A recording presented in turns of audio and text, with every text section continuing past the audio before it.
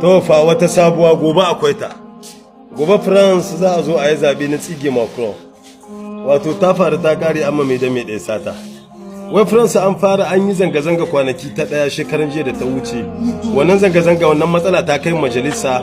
Premier an sabke president me yake da suna Premier Minister ya yi demisioni na ɗaya na biyu ma ya demisioni. Yanzu an zo ga shugaban kasa gobe za a zo a yi zabe. Zaben da za a yi a majalisa na sabke Macron ne gaba ɗaya. Dalili kuwa dalili abubuwa guda 3 zuwa 4. Na farko suka ce tattalin arziki yayi kasa. Na biyu Macron wannan yaki da ake kashe kuɗi da ake yi na Ukraine da Russia ana kashe suna ta kashe kuɗi a banza kuma kuɗin nan ba zancen su dawo. Macron kuma ya kasa. Na uku shine matsalar da suke samu ta cikin ƙasa hauhawar kayan tsadar rayuwa rashin aiki da sauransu da abubuwa. To daman tun lokacin da aka yi juyin mulki na Mali da Burkina Faso da Niger wani tsohon ministan harkokin cikin gida na France ya ce mulkin Macron ya kawo matsala ya yi sanadiyar raba su da harkokinsu na arziki.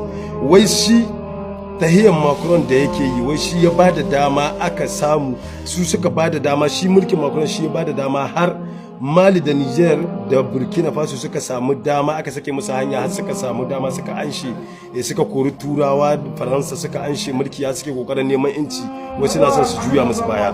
Wannan matsala ita ce daman suka ce dole ne su yanda za a yi Macron ba zai iya mulkin nan ba. Wai dole ne yanzu a tafiyar su suka ce dole a tafiyar su mulki sai sun danga ba wa'anda za su zamanto suka iya mulkin mallaka manyan azzalumai kenan wanda za su iya ci gaba da mulkin mallaka wanda su ne za su dawa suna mulki a France.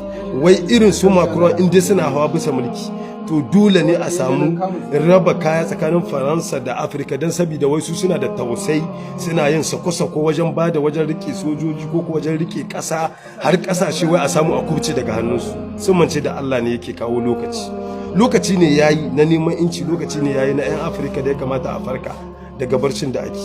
Wato ita kubce wannan ko kuma wannan tafiya da ake yi kasashen nan guda 3 tun daga lokacin da suka raba kaya da France kowa ya ga yadda France ta shiga, an shiga takon saka, an shiga takaddama tsakanin France da 'yan Afirka.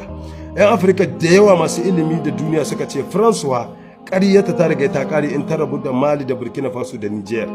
Karfin tattalin arzikinta da duk wani economist za ta da komai ga hannunsu da economist nasu ga hannun Faransa da kuma duk wata cuwa-cuwa da wata badakala a har nan kasashen nan take samun arzikin da take ɗiba dan ta je ta arzita kanta. Da yawan mutane suka ga haka amma mutane suka musa suka karyata 'yan boko da 'yan siyasa.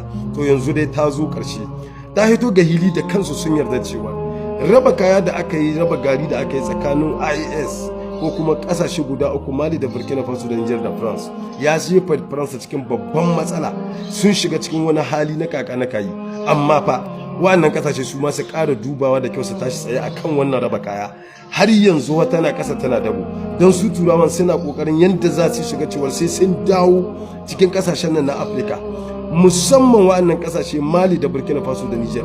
Duk da suka dawo za su musu kamun kaza kuku, wallahi abin ba za su ji da kyau ba. Don haka muna kira ga wa'annan mutane su dage game da wannan neman inci ai yanda za a yi da rabuwa gaba da wa'annan turawan yamma. France fa duk da ta dawo wallahi kowa sai ya gane kuran shi, dan abu ne ba na wasa ba za a yi, abu ne wanda sai kowa ji ga cikin shi. Muna addu'a wa'annan mutane Allah ya ƙara karya su dan tafiyan nan da ake yi ta IS. Muna addu'a ubangiji Allah sa ai nasara. Yanzu kaɗan ma suka gani masana suka ce inda Faransa za ta yi da ƙare mata sai ma wa'annan mutane sun buga kuɗi. Idan Mali da Niger suka buga kuɗi nasu suka rabu da buga kuɗin sefa suka rabu da cin kuɗin sefa to Faransa za ta yi da dokushewa gabaki ɗaya. Allah sa ai nasara. Amin.